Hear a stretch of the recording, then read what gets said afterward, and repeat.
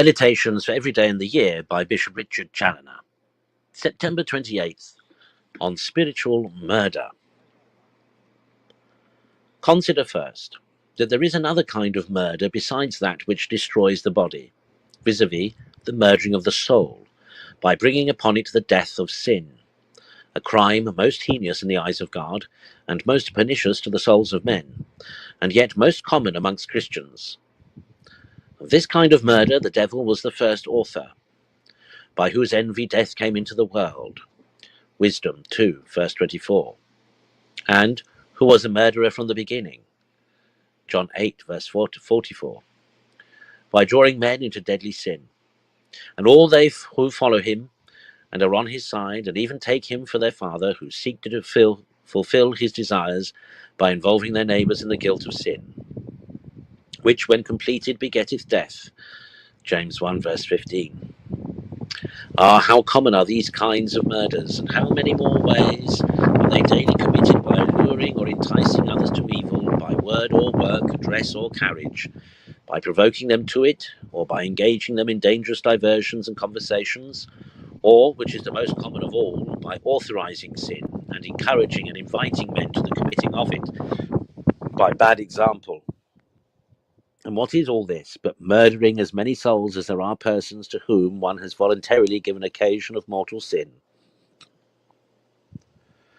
Consider, secondly, how grievous a crime this murdering of souls must be in the sight of God, since it defeats, as much as lies in man, the great business for which God sent his own Son upon earth, vis-a-vis the salvation of souls, which he takes so much to heart.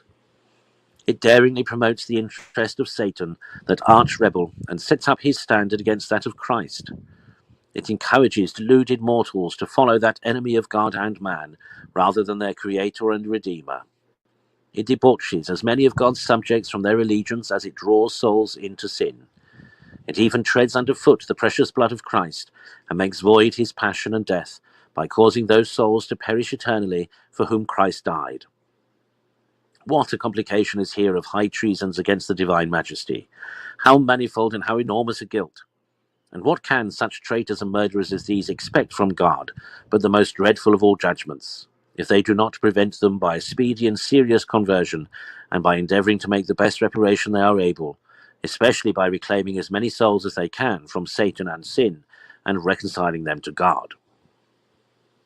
Consider, thirdly, the grievousness of this evil of spiritual murder from another point of view, that is, from the mischief it does to man, and the dismal consequences it brings after it, both for time and eternity. The murder of the body is certainly a most heinous sin, and one of the greatest that could be committed between man and man. It even cries to heaven for vengeance, and yet it only reaches the body, which is the meaner part of man, and which by its condition must otherwise speedily perish. It does not touch the immortal soul. It does not extend to eternity, but spiritual murder kills the soul by robbing it of the grace of God, which is its true life.